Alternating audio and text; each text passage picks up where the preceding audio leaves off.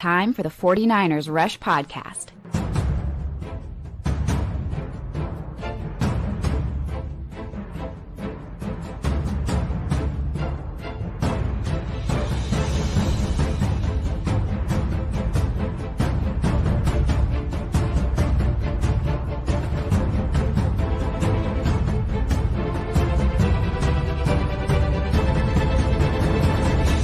And here's your host, John Chapman. What is going on, faithful? Thank you, wife, for bringing the show in. A lot of people don't know. That's Jen Chapman. Wade knows that's the wife. Wade, how we doing today, man? I never knew that was her. Yeah, that's wifey. That's Chapman. I don't know. I'm gonna need her to do a soundbite. Welcome to the Wayne Breezy Show. Oh, there we go. We're gonna sit over. The funny thing is, like, she's done a couple of the Rush road trips. Yeah, people are like, I know that voice, and like they'll be like, I know your. Where have I heard that voice? I know her voice. I never knew that was. I never knew. Yeah, No. we ball in on a budget. The 49ers Rush did not have a budget for intros, so it was, hey, wifey, come talking to a mic. And the funny thing is, when she did it, that was like, I don't know, 7-8 years ago. She did like 30 takes. And I was like, oh, no, that's so messed up. You made her do 30? No, I was like, first one's perfect. She's like, no, I want to do it again. I was like, no, that one's perfect. Like, I don't even edit this show. Nobody cares. Like, anyway, we went with the first one anyway, but whatever. It is 49ers Talk. It's Tuesday. Let's go. 49ers Rush Road Trip, the Wayne Breezy. We've been doing it Tuesdays. Is this like, I think this is year 4 or 5, Wayne? Yeah, the Wayne 4. Breezy show. 4, I think. The John and Wayne show. I think it's year 4 for us, and I want to keep it going strong. We, as long as the Niners are in the drama and they stay playing subpar football, I believe this show could continue to go on. Like they're in something. We are in the land of mediocrity. We are 5-5. That is not the place to be. And so we're going to talk a little bit of playoffs. We're going to talk a little NFC West. We're even going to talk a little bit of draft, not so much like draft prospects, but we're kind of tinkering in this in-between purgatory world of, I don't ever believe in tanking. I don't even care if you're 2-14 and you're going into the last game of the year. I believe you win always. But as fans and, whatever the hell we are, content creators, whatever you want to call us, it's interesting to look forward and talk about the future, especially whenever the present is not what you want it to be. What's up, CSL? He says, where are the Niners faithful? Adversity reveals true character. If you're calling for Kyle to be fired, then you are failing at being the faithful. Wayne, agree or disagree? I agree. Like I don't know what the definition of faith is. I mean, apparently I don't. But faithful, there's a difference between faith and being faithful. I think at this point, we want to go out there and have an affair on Kyle Shanahan because things aren't working out right. And I just don't agree with that. I don't think Kyle Shanahan is doing anything detrimental to hurt this team. Can he do some things differently? Can he make some changes? Absolutely. Will he? That's up to him. I know the fan base wants to see Kyle do this A, B, C, D, A through Z, right? They want a complete 360 change. They want to cut players, release players, play rookies, play players, whatever, because nothing we're doing seems to be consistent and working. And I think people forget that, at some point there was consistency. There were things that were able to work. Now there's a bunch of different factors. And I don't know if you heard the message from Bill Belichick, but I think he said it best. He said, just because you won one year don't mean you're going to win the next. And I'm paraphrasing it, but it's different each year you go out there, and, the Niners just going through a lot. And I think the biggest adversity issue with the San Francisco 49ers is just finding a way to deal with these injuries, bro. And like injuries to key players, key positions Consistently. at the key worst opportune times. So it'll come together. I think the Niners just need to find a way to catch a break, and I don't mean that in a negative way, but things. I know it looks hard. Yeah. I know the schedule's tough. I know we got the second hardest schedule remaining on the season. But I still believe in this team, bro. Oh, yeah.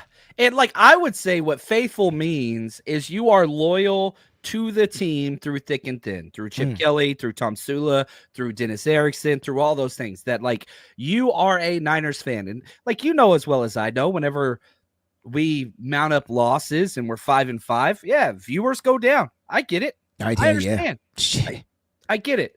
After the Super Bowl, dude, like you don't want to talk to anybody. It was a ghost town. Like YouTube could have suspended me then. But they waited to the beginning to see. Let me stop talking about YouTube. I got my monetization back too. So did you? Yeah, it came back this morning at like 7:50 a.m. Hell yes. Yes, go. Thank you, everybody. No thanks to YouTube. One of us wins, we all win. And the best way that you can help now is go follow the Wayne Breezy. Go hit that subscribe button, support. That's what it's about. Look at JD over here. He says #CC. Then he goes with fire Kyle, fire Lynch, fire Sorensen, fire Steve Wilkes, fire John Chapman, fire all of us. I freaking love it, man. It's time. It's time. I'm not ready for that type of a change, though. No. I'm not ready for that. Because we never know what we're gonna get. With Kyle Shanahan, we know what we got. We know his tendencies to not figure out ways to close out games with leads. Maybe we should stop leading. We got to be up by 13, man, in the fourth, or else we ain't got a chance. We got to be up by, I think, 30. Yeah, and still win by 3. But there's a lot, man. So let me just, can I be the first to say that I understand the faithful? And when I say faithful, I'm talking about us, the fan base, right? I understand where we all coming from. I understand that we're tired. I understand that we're frustrated. I understand, we got to the Super Bowl twice under this coaching and general managing regime. But there's still a lot of things that are different, man. I don't think people realize we don't even got all the same coaches. We damn sure don't got the same players.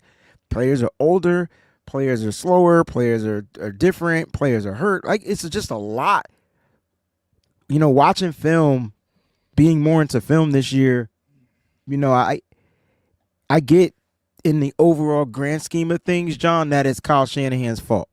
Like, in the grand scheme of everything, it's his team, his house. He got to take, it's his fault, right? Right. When I sit and watch film and I just don't see execution from a play call that would have worked. Or so many. It's hard for me to say, well, it's the play calling because it's not. Like, it's really the players not executing or understanding the concepts and the play calling. So then again, guess who that falls on? The coach. And so, I get it. But I don't know if I'm ready to move on from Kyle Shanahan because we're this close. We're just not that close right now. Not close right now. And I love Ed, man. Ed's always the best. He 100%. says, guys, it's not over yet. It's not. Like, you just heard the Cowboys. And even though the 49ers are bad, at least we're not as bad as the Cowboys. That's great. That's solace for me. They're 3-7. Haven't fired their coach yet, and he's one of the worst coaches and has been for a long time. But they asked him, are you going to start playing young guys? He's like, no, we're 3-7. We can still make it. Like, the Niners at 5-5, because we're not used to this, are like, oh, the sky is falling. But, man, you pull up the rankings, you're a game out of first place. It's ridiculous, bro. In the NFC West. Like, thankfully, you are in the worst top-heavy division. They said it best. Hold up. That gets the bell. That's it.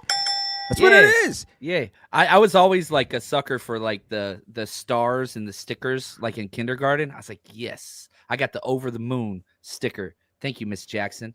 Sorry, Miss Jackson. Woo! No, thank you. For real. There we go. Hey. I was at Roscoe's Chicken and Waffles one time, and Andre 3000 downtown LA.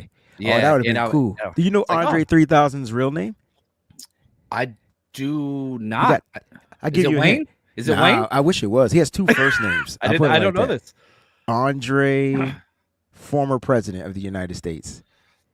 We'll go with I think he was a president. Hamilton wasn't. Let's go Lincoln. I don't know.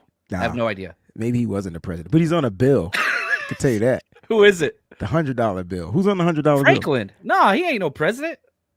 Benjamin Franklin? Yes. Yeah, but he's on the $100 bill. That's why I said maybe he's not a president. Like, we had to double down. rails Thinking that.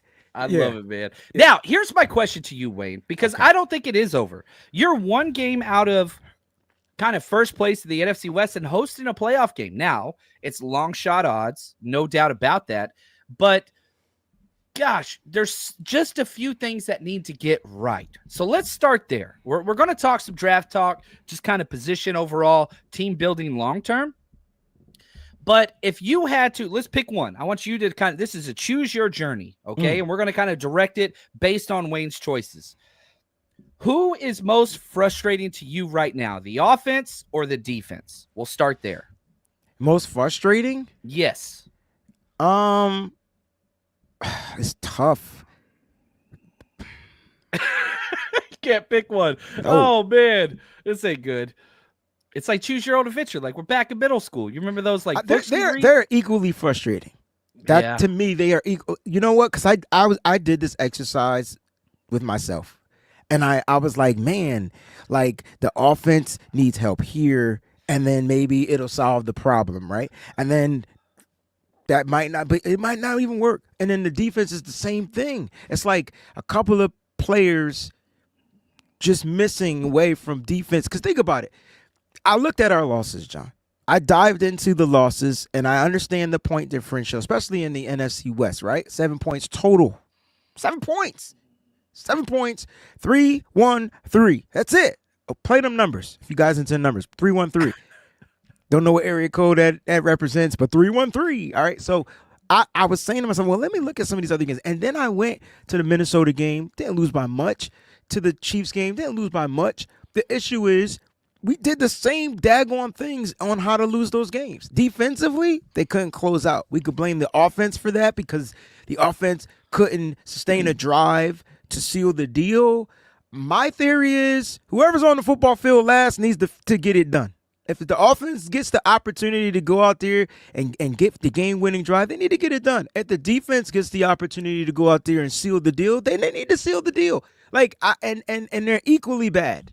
And so I don't know where I would go, but I do know if we're not going to be in contention for the playoffs, this could be a good thing because then the San Francisco 49ers, I hope, would look to, again, address the offensive line, the trenches. I think football always starts and ends in the trenches. That is my thing. I don't give a fuck about a star player, skill player, any of that. And when I look at the weaknesses on this team, and the reason why I'm saying they're equally bad is because the offensive line and the defensive line aren't good. Not when it matters the most. The two biggest weaknesses on the team are in the trenches, and I think our draft capital and what we've spent recently reflects that. We didn't even draft a defensive lineman. We didn't even draft one. For the first time. 9 picks. You didn't draft one defensive lineman. For the first time. And this is when they needed a defensive lineman. They actually needed somebody that can come. But you know what, John? I bet. Do you think that the Niners go through PTSD? Like, I mean, you draft Drake Jackson, doesn't work. You draft Jackson. Whoo! Like, and so I'm curious, like, I understand that the Niners are in the situation to where they can kind of get the player that fits the mold.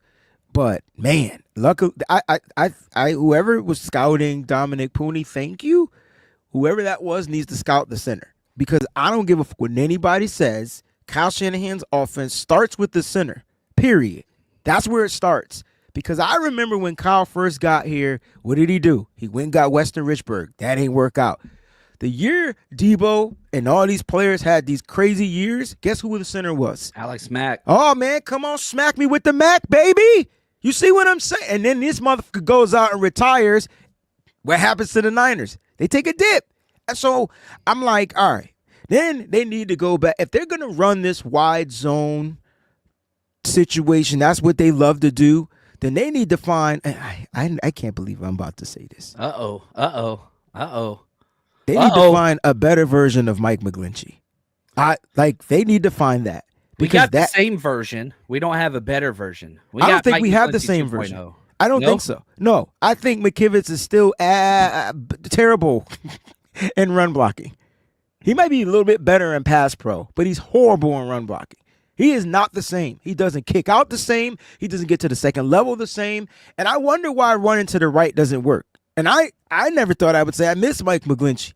But damn it, we ran the ball. When we couldn't throw, we were able to run. I think part of that is the reason why the run game gets stagnant and Kyle just saying, Christian McCaffrey's back, I'm handing him the full workload. Like, I think those are things that Kyle has to figure out. So offensive line would be what I look to address, and the defensive line. There's got to be a better edge rusher that you can get in the first round, second round, because you need Nick Bosa's getting older and worse. Yeah. I don't know. Nick Bosa ain't been the same since the sack year and defensive player of the year. He hasn't been the same. No, just like Debo hasn't been the same. Bosa hasn't been the same. These players are getting older. We pay everybody after their contract year, which that's kind of the way the NFL works. And then the dip in production's huge. And that's kind of what it is. Shout out to Niner Cali Boy for the super chat. He says, we're faithful to the 49ers, not Kyle Shanahan. That I'm with 100%. I love the arguments that are taking place. That's a great take.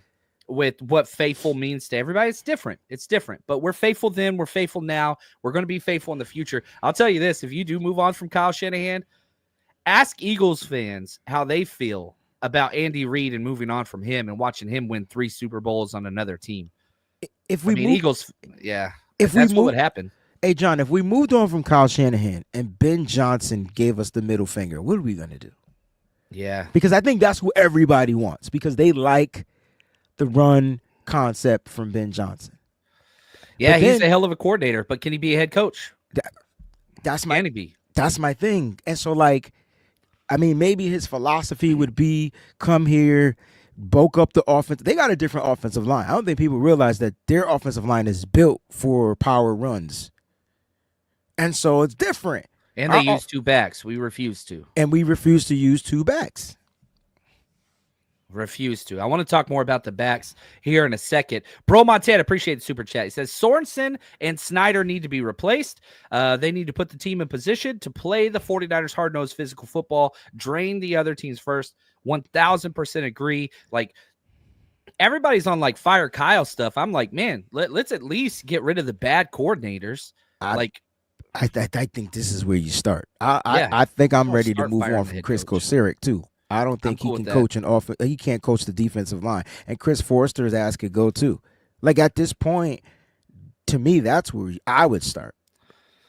Man, they need some fire up there. No, I just think they need some fire up there. I don't even hear Chris Kocurek. We didn't hear about Chris Kocurek cursing out people anymore. Everything is changed. Everything is different.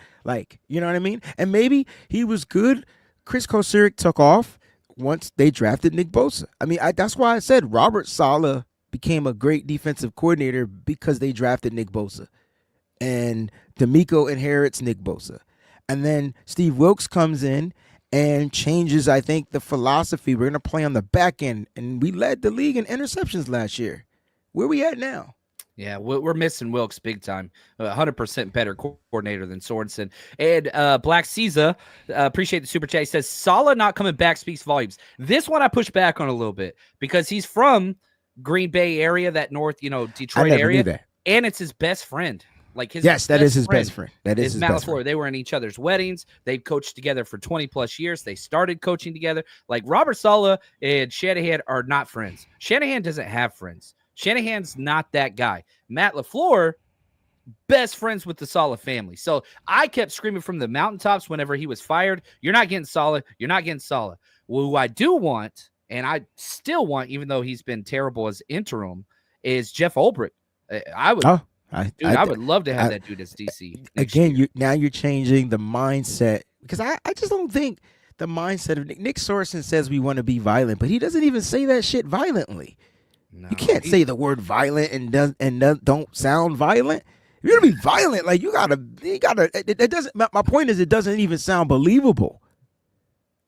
This is what John was saying. I like NY Niners. I like that. No, I think I said the same thing. I didn't even see your comment, so I apologize. I was not stealing from you. I'm behind in the chat. He says, NY Niners, want to fire Shanahan? Go ask Eagles fan if you could stand the smell. I love it. How happy they are that Reed is gone. Yeah. Now, Eagles fans would say, well, we want a ring after he left. So maybe it was time or whatever else. That's rough right here. Knees. Appreciate the super chat. Imagine if we actually got to keep our coaching staff instead of change every offseason. This is another thing nobody's talking about. Have been able to retain their coach. Yeah, because they hired a failed head coach in Spagnuolo who flamed out with the Rams. He ain't trying to go nowhere. He's the highest paid defensive coordinator. Andy Reid, he ain't going anywhere except for a Waffle House. I want to be there with him whenever he does go. But yeah, I mean, that's what it is. Our coaching staff, our head coach, he's staying. But Matt Nagy, their play caller, guess what? Failed, came back. We haven't had that yet. Maybe you get Mike McDaniel. You're not getting Mike McDaniel back. Ooh, I like Filthy's casual comment. Okay, I got. Could we see a change? I'll take his comments. It's toward the end. Can we see a change in just letting Staley take over? And because I think Sorensen just needs time. He needs time to learn, understand. We still running stupid ass man coverage on third down. Most crucial plays of the game consistently and costing us consistently. I had to make the gas face. I don't know if you remember that, but I had to make the gas face on that one because the man coverage on that in Minnesota, boom, cost us the game. Man coverage. Andre Campbell, man. Nope. Stop doing it. Stop putting Jair Brown. I'm gonna go every game. Wait a minute. Don't do it. The man coverage in the St. Louis Rams game when they ain't had one throw over 25 yards, 55 yards, Tutu Atwell. Whoever messed that up, that was miscommunication. But at the end of the day, it's still on the coordinator. I feel like Steve Wilkes didn't have the miscommunicating in that backfield. He connected to that secondary. I wonder if that's why we're seeing a downgraded year from Jair Brown, because that was his guy. And I would love to see what Malik Mustafa would have done under Steve Wilkes, but I know Steve Wilkes is back in North Carolina chilling with rocking Jordans 24/7. But my point is, we're not growing, and that's why we're not winning. Yeah. And so when you continue to make the same mistakes over and over again, it comes down to a coaching. Now, that's why I said in the grand scheme of things, it's Kyle Shanahan's fault. This is his team. He put everything together. You chose this coordinator. You chose that. I get it. That's the easy person to blame, though. We got to start looking a little bit deeper, like John just said. Let's look at these coordinators. Now, I understand Kyle is running the offense. So my thing for Kyle, if Kyle, bruh, you 46, right? Listen, man, at this point in life, you can't do it all. Get a guy you can trust. Get a guy. Come in here. Let them change up. Let them be the creative mindset. You can still run your concepts and philosophy, but let them draw up some plays. The thing that's missing is the creativity, but I think that's because Kyle Shanahan doesn't trust his players. Yeah. And again, right here, Black Season, appreciate the super chat again. What's the point of having a genius head coach if he doesn't learn from his mistakes? Leadership and accountability have become our kryptonite. But that's the thing. Like, if you listen to the press conferences and all those things, like, he talks about, I've got to do better. Like, it's not like he doesn't take responsibility. I feel like he does take responsibility. I feel the same way, but it's not in the way we want it, right? It's not because he's not saying, it's my fault. That's why. But here, Phil, did I hear Kyle Shanahan admit he missed opportunities to win the game on the last drive? Yes, he did. Yes, he did. But he's not saying it's his fault. It wasn't his fault. He called the perfect play call, and Brock Purdy missed the throw. Bro, but game's over. But to word accountability means taking the fault. Yeah. Like that, I think that's the issue. But I don't have a problem. Play was wide open. It was a perfect play call. You talk about the Debo? Yeah, perfect. Perfect play call. Second down. The first drip, thing second wide and open 11 across the middle. First thing I said is Brock can't miss this throw. He missed it. He missed it bad. And I'm not saying like we lost because of Brock, but like the thing is like we lost that game. Brock couldn't seal the deal, bro. Like, and I'm not throwing Brock under the bus because he's the first person. He says he's got to be better. He's got to make that. Like you could have some bad throws, but the one and hear me out. They played 2 high safeties the whole game. The one time they put 8 people in the box, 9 people in the box. You literally 8 people. You literally had one safety back there. I think Kyle was looking for, and that was after a timeout. So they showed the look twice. Kyle was like, yes, ching. Like Kyle was literally waiting for them to make a mistake. Mac McDonald makes the mistake, and Brock just messed up. Like that's what it was. Play action.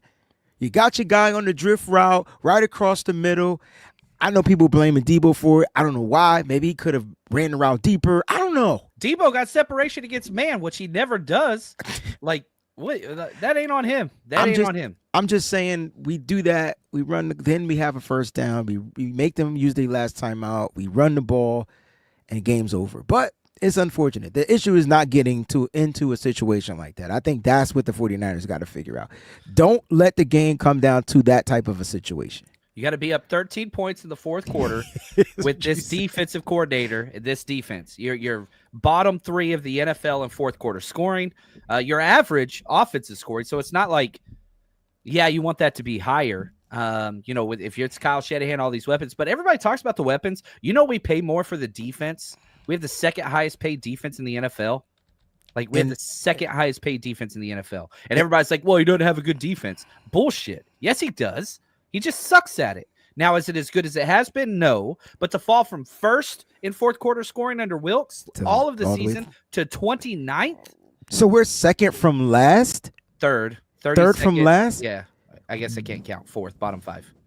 Wow. Yeah. And that's fourth quarter. So we're giving up over 9 points a fourth quarter.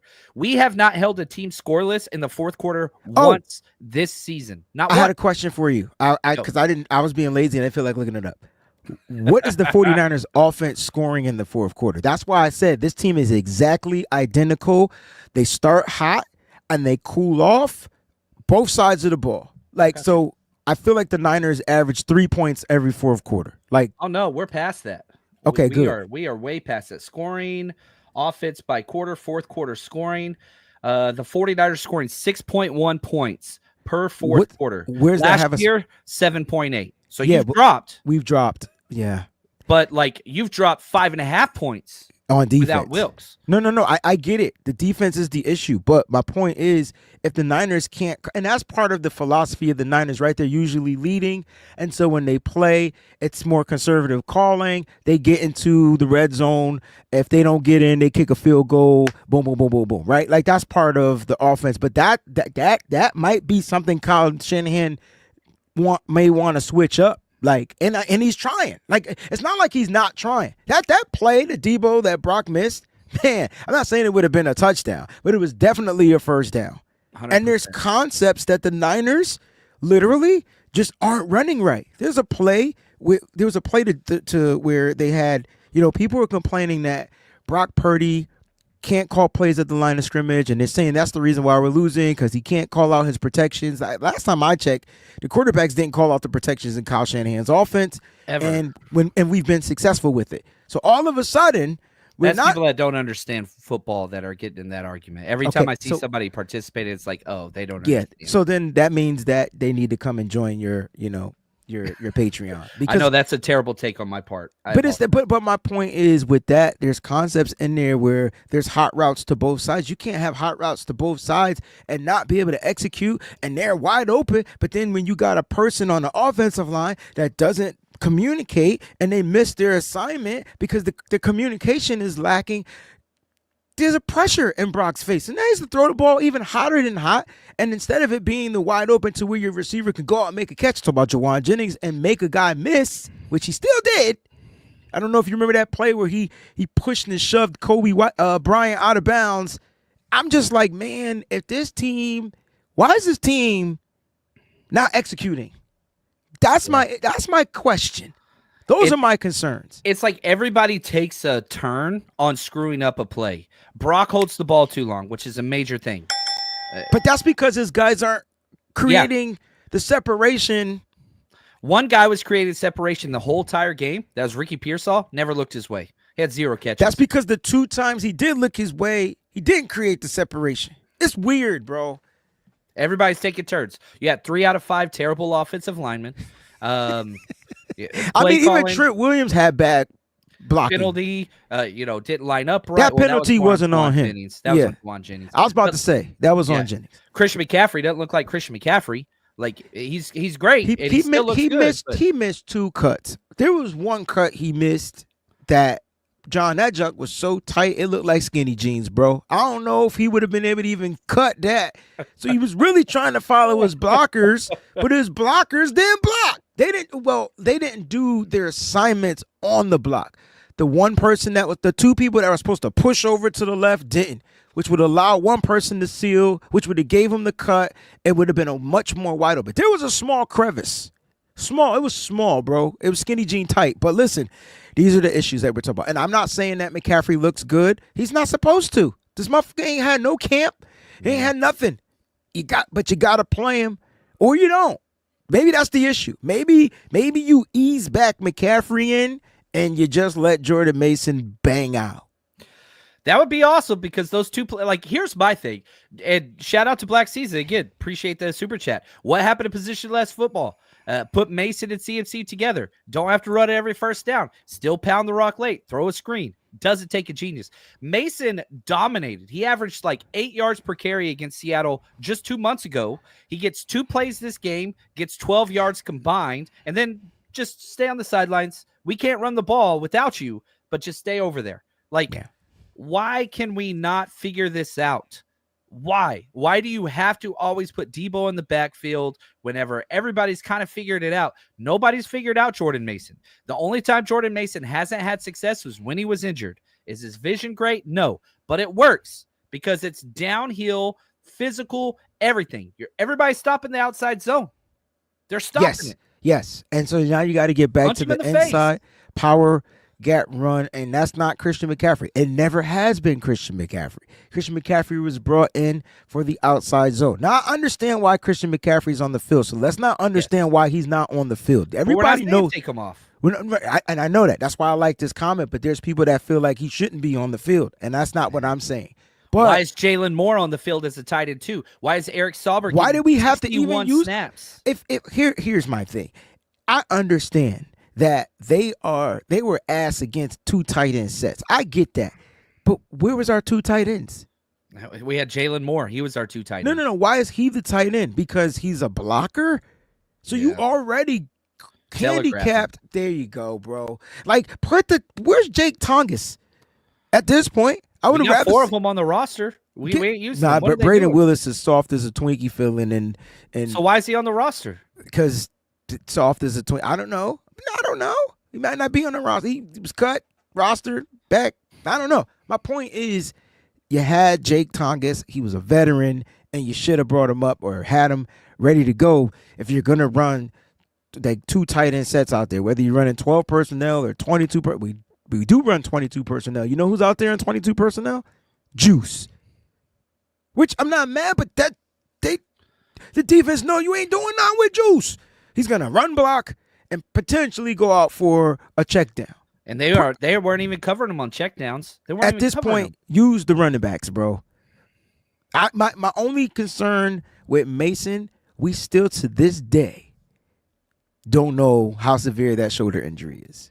Yeah, we only saw him 2 plays. Yeah, that's my only thing. We don't know how severe it is.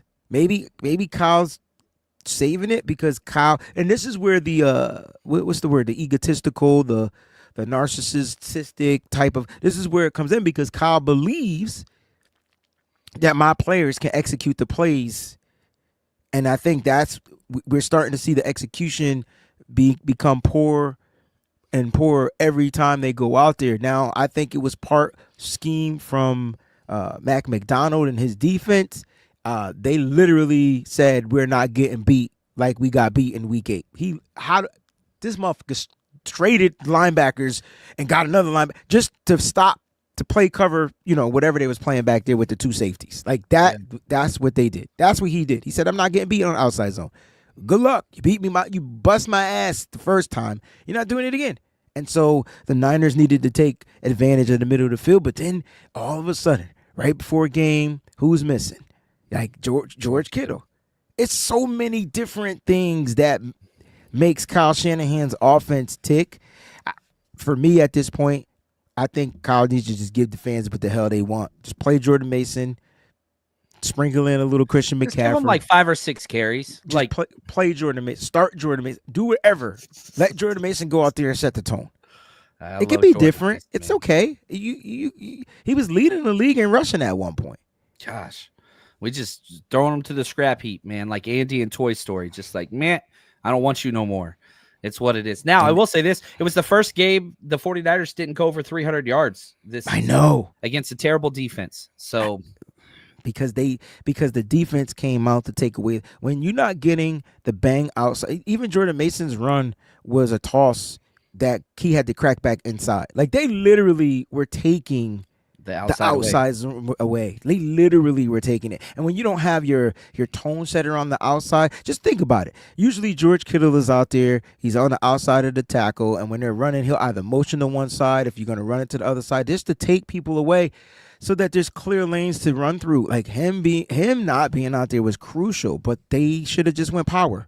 At that point, just go power. Make those linebackers, them soft-ass linebackers up the middle, make them cats tackle. I know you're afraid of Leonard Williams, but you ain't running it to him. You running up the middle.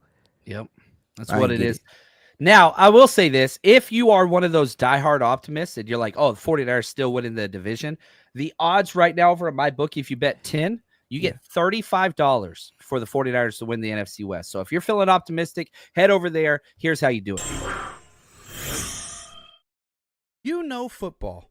You watch all the games. You know what's going to happen before it actually does. So why don't you put your knowledge to the test over at MyBookie, where you can bet on everything. Go to mybookie.ag, use promo code 49ERS, 49ers, or scan this QR code next to me, and they're going to match your initial deposit. Put in 50, you get 50. Put in 100, you get 100, all the way up to $1,000. Plus, you can bet everywhere. California, Texas, doesn't matter. I've been in California for years. I've used it for 6 straight years. Easy to get money in, easy to get money out, trusted source, and you can bet on anything you want. You want to bet on politics, any sport, you name it. They've got the casino if that's your thing. You name it, MyBookie is there for you. Now, make sure you use promo code 49ERS to get that double deposit. And MyBookie, bet anything, anytime, anywhere, only with MyBookie. All right, we got a couple super chats. Hey. Shout out to my man, Monkey Boy. Appreciate you, bud. It's always lost on me how our defensive emphasis is to get to the quarterback, yet we do nothing to protect our own quarterback or make time for him with slow wide receivers to get open. And then you spend a first rounder on a fast wide receiver to get open horizontally. You don't use him. You don't even make him a primary read really on any place besides too early. But he was cooking out there. He had a lot of separation, but Wade talked about, you know, the 2 times you looked at him, he didn't. So, Wade, help me understand. We always talk about getting to the quarterback, yet we have one of the worst pass blocking centers in the NFL. We have one of the worst pass blocking guards in the NFL. We have one of the worst pass blocking tackles in the NFL. 3 out of 5 of our guys are not good at pass blocking. Help me understand. I can't. And the reason why I can't help you understand is because it's always been this way. We act like we're seeing something new. This is not anything new. They were just as bad last season. We just ran such a quick, efficient offense to where these, issues didn't really stand out much. The issue is Brock is trying to dial up and go for an explosive play, get through these progressions, hold the ball a little bit longer. So now you're starting to see why pass pro is becoming an issue. I think the Niners need to get back to that quick throw game. But again, it depends on what the doggone defense is doing out there, man. If the defense got the middle of the field and they're not playing off, that quick throw game is not going to work. So you got to figure it out. Like the Niners got to, number one, there's no rhythm. There's no rhythm when they come out there. And I think what Kyle is doing, I know a lot of people hate when we throw on first down. I'm at this point, if Brock was 7 for 7 before he threw whatever, right? He's got to get play the drive turnover. Yeah, that was a killer. He's got to get into a rhythm without forcing. So you saw a lot of quick throws. You saw 2 yards, 3 yards, 4 yards, 5 yards. 6 yards, 3 yards, interception. Like, damn, Brock. So, like, it's a rhythm. The 49ers Kyle Shanahan's offense is a rhythm-based offense. It's not as an explosive play. When I mean explosive, I mean get the ball, hike back, throw it all the way as far as you can down the field, unless there's man coverage and you know your guys one-on-one and the safety's covering one side and it's one-on-one on the other. That's when Brock really does look to dial it up. But Brock's got to really start focusing on what are these defenses trying to do to me? Like, I got to take what the defense is giving me. And I don't think he's grasping that concept as well as we want him to this year. So Kyle's got to get back into the lab with Brock and be like, yo, bro, what are you seeing? Because this ain't it. And so this is not me saying I don't want to pay Brock. Brock's going to get the bag. My issue is Brock's got to progress quick because the defenses have literally changed on him. Literally. And that's what they're supposed to do. The defenses are doing their job. Now, Brock's got to go back and counter against the defenses. Yeah, that's what you got to do. You got to get back, and, we're not winning early. But without Kittle, without Ayuk, that's been a struggle. And it seems like as soon as one piece is missing, everything falls apart. Everything falls apart. Can you go to PG's comment? Because I want you to explain about the creativity. So what is Kyle Shanahan's offense like as far as creativity? Are we talking trick plays? What are we talking about when we use the word creativity? I think that's what I'm asking. So, like, here's the deal. You look at the Juwan Jennings, I think it was early, probably first quarter, just an awesome play where he's wide open on an in-breaker right, 15 yards in. It was absolutely perfectly drawn up play. We don't usually run it that way. Kyle's creativity isn't trick plays. I know, like, you look at the Super Bowl and the Juwan Jennings pass to CMC. That's what everybody wants to go to. Kyle's creativity is, look, these are our 10 staple plays. It's way more than that. We're going to tinker a route in one of these 10 plays that stops the cover 3. Our tendency is, okay, we have dual end breaker, whatever else. So we're going to run a dual end breaker, and then we're going to do a play action dual end breaker, but it's an out and up instead of just a dual end breaker. So Richard Sherman talked about this and why he chose the 49ers whenever his injury took place and whenever he re-signed with the team, because he believed Kyle Shanahan, it was so hard to prepare against him. Any defense that talks about playing the Niners knows you got to be on top of all the film, and as soon as you think you know what they're doing, Kyle gets you on the other side. Those plays happen early. They don't happen late. But is the creativity gone? I don't think so. The film doesn't say so. And that's what I'm trying to get everybody to understand is execution. It's execution. It's execution. The creativity is there. Now, no, we ain't see not one trick play because Kyle don't trust anybody out there on the offense at this moment, but he does not. We're not seeing any trick plays. I will say, you know when I think the trick plays will come in?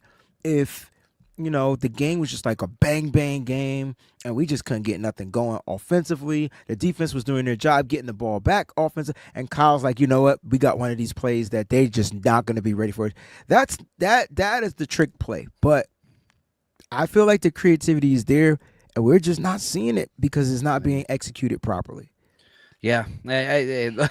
Black Seas, appreciate you. Going to buy a $60 million house and not have a fence. That is awesome. Wait a minute. Do you need a fence on a $60 million? Is that to keep everybody like? Privacy. That's a good point. You know what? Make sure you get a fence. You get a $60 million house. That is awesome. Right here, sticking with Black Season. How is Debo in the backfield as a decoy? Let's do it at least once. My favorite thing ever was the CMC and Debo in the backfield. You'd play action to one and then throw the flare to the other, and you're just stretching the linebackers. Yeah. We haven't done any of that. Done that. We talked on the show last week how I wanted to see that. I didn't see that really at all. I'm with you. Use them as a decoy.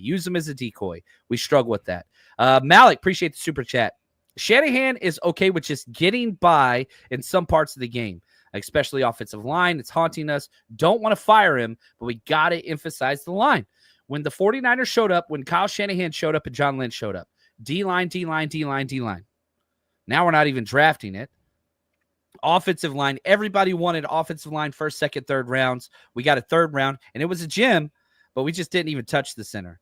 We didn't even touch tackle. We're fine with below average. Now, this is another thing. This is that Chris Forrester quote I played on yesterday's show where he's like, if we can just get offensive line play right at just average, then everything else is fine. It's a very offensive line friendly scheme. But man, even in the most offensive line friendly scheme, Jake Brendel, Aaron Banks, Colton McKivitz, terrible, terrible, terrible.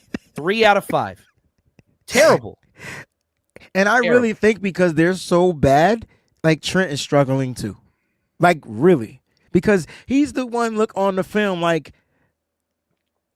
what the F, bro?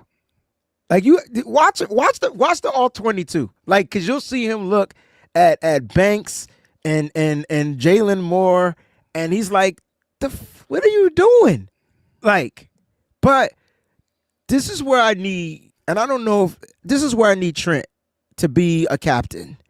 Like, if you see your players, it's not about overcompensating. This is about telling these motherfuckers, listen, do this. Do this, do this, do this. And I know Trent's a tackle. He's not a guard. But do this, do this, do this, do this. You know what I'm saying? And so, like, he's going to have to really help the offensive line just get to average. You know? I think he's overcompensating out there, and he's getting beat a little bit. And I think he's also dealing with an injury. But, you know, he's out there trying to play.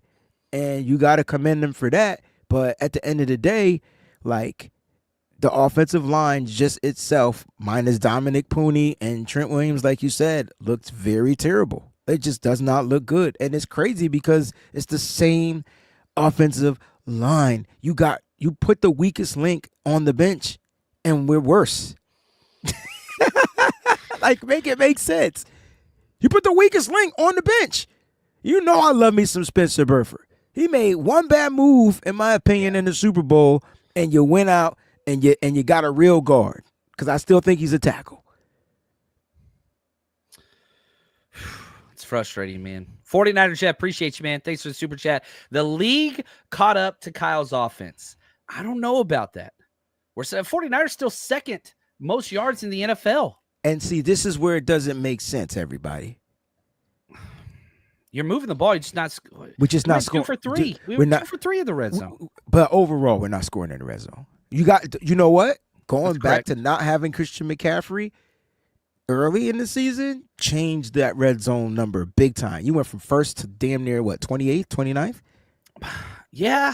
But, like, the thing is, the whole NFL is running our scheme now. Yeah. I just pulled up total yards, okay? These are the NFL yard leaders, okay? 49ers, second or third, tied per game, whatever, okay?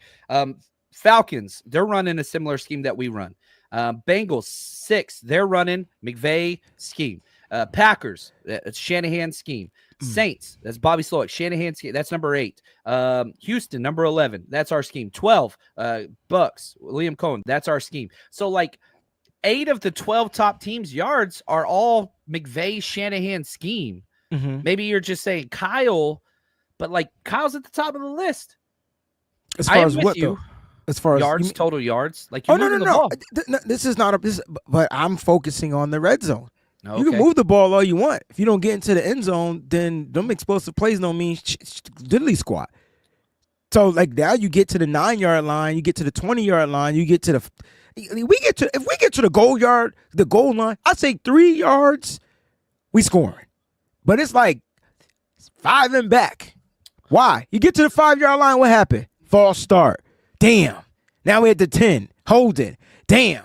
Now we at the 15. Now it's 1st and 15, which is still 1st and goal. So we went from 1st and goal at the 5 to 1st and 15 at 1st and goal. That's a little bit tougher. So now defenses got to find a way to get in. It's little stuff like that. Then let's not talk about miscommunication, poor execution, and all that type of stuff. Now, I don't know why we're not getting some creative, like Peachy used plays, but I think we're too far off. There was a play. All right, let's go back to, we know Brock scored.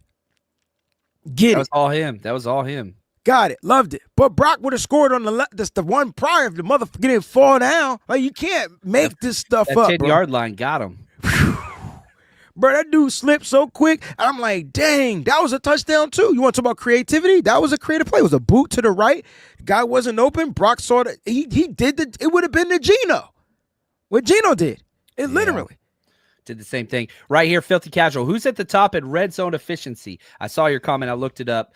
Ravens are 1, not us. Bengals are 2. That's a Shanahan scheme.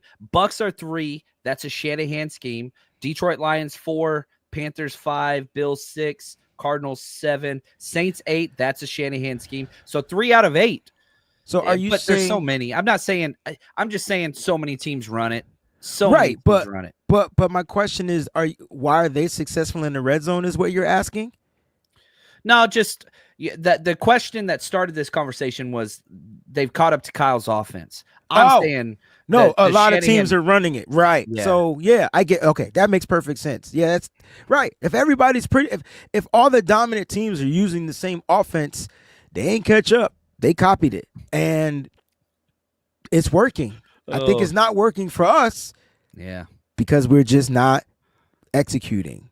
Could be personnel, could be line, could be players. The scheme is there. And I only know that because I'm watching it. You know what I'm saying? Like if I wasn't watching it, then I would be listening to you, Johnny Dell. You guys are my guys. And we remember everybody was like, well, the red zone, Christian McCaffrey, as soon as he comes back, it's going to be solved. Nah. Can't be. Nah. Because for one, he's still not. He's got to get time to get back into a rhythm, and 2, it's still the same mistakes. Yeah. CMC doesn't stop Colton McKivitz from jumping off sides, then giving up a sack the next play. Colton McKivitz doesn't stop Banks from having multiple penalties in one game. Colton McKivitz doesn't stop Jake Brindle from going downfield on a pass play, holding every other freaking play, and turning around and watching people get tackled. Christian McCaffrey ain't going to help with that. You got 3 out of 5 busted offensive linemen. That's just the facts. I need us to pay a little bit more attention to the context of everything that happens.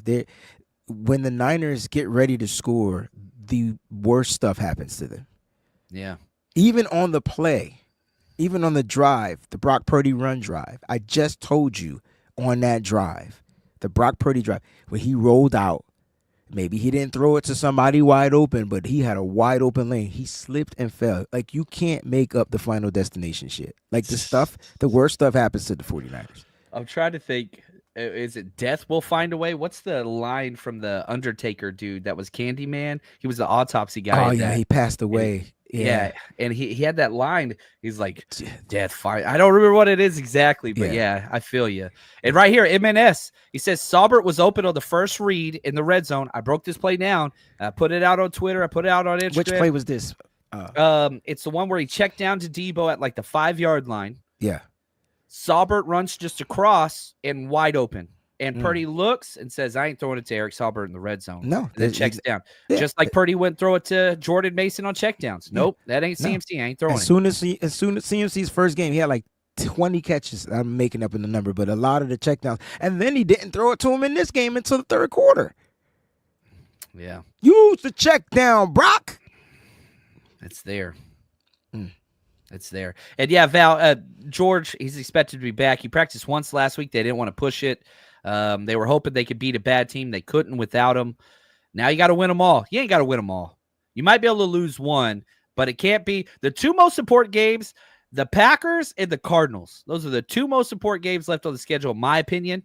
Even more important than the Rams. Rams are just a phony team. I don't count them.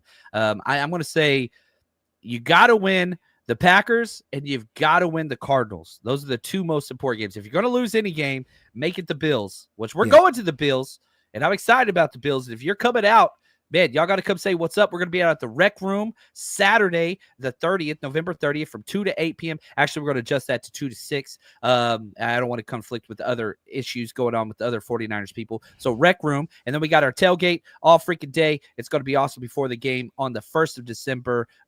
Unlimited drinks, all that stuff from 4 to 7:30 at 3880 Abbott Street. Come say what's up, man. Get your tickets, 49ers Rush Road Trip. And somebody asked a question. I want to make sure I highlight this one. Right here, J-Dog. Appreciate you, man. John, what tailgate can I join for the Bears game? I tell you this. Go to Instagram. Go to The Niner Empire. that's where I would recommend check out. That's Joe Lenore. He's the leader of all the Niner Empire everywhere. He is the best. They throw a party in Blue Lot that is off the chain. Go there. You got to get your tickets before game day there. The Niner Empire on Instagram. Tell him we sent you. He is the freaking man. That's what we got there. So, Wayne, we're done with the show. We didn't even talk about the draft. We'd be picking 18 if the draft was today. Yeah, man. Offensive line. Trenches. Trenches. I didn't even ask a question. He just says O-line, O-line. I was going to say offensive line or defensive line, but Trenches. you say O-line. Yeah. If there's that center that's available, that can start year one, it will be a freaking godsend from heaven above with all the angels saying, I'm blessing you 49ers. Now don't mess this up. That's what we need. Like I can live with McKivitz, but it starts with the center because I agree. He's just he's a backup. Yeah, and everybody I know is going to tell me, oh, well, you can get that guy the second round. Okay, that's cool. Creed Humphrey went the second round. It would have been awesome. Zach Frazier went the second round. Would have been awesome. Way more guys where they're like, oh, well, you can wait because you don't spend that on that resource. Wrong. We had a quality center. We'd be 7-3 right now. Here's what I think. Y'all could say not a center at 18 all you want to. Y'all could say that all y'all want. If you see the one thing I know about Kyle Shanahan and John Lynch, if their guy is there, they're gonna go get him. Like that's that. They don't care. The question is, we don't know their guy. Kicker in the third. Who gives a shit? There we go. George Kittle, I believe, is back at practice today, Tuesday. Yes. Today. He should be back at practice, if I'm not mistaken. I think that's something that I heard. Not They'll sure. check in. Yeah, they expect him for Wednesday's their first official. They have to Yes, report that's what I meant. Yeah. There. Yeah. So, all right, Wayne, take us out of here, my friend. Hey, man, listen, I know it's tough and it's rough and it's hard to hold on to that little mustard seed of faith that we supposed to be holding on to. But listen, it ain't over until it's over, baby. The Niners still have opportunities. They just got to find a way to cash in. And I believe they're going to find a way to cash in. It starts this week right here. Don't forget to tune in tomorrow on the Wayne Breezy channel. John Chapman will be delivering the game plan. Next time, faithful, we out. Peace.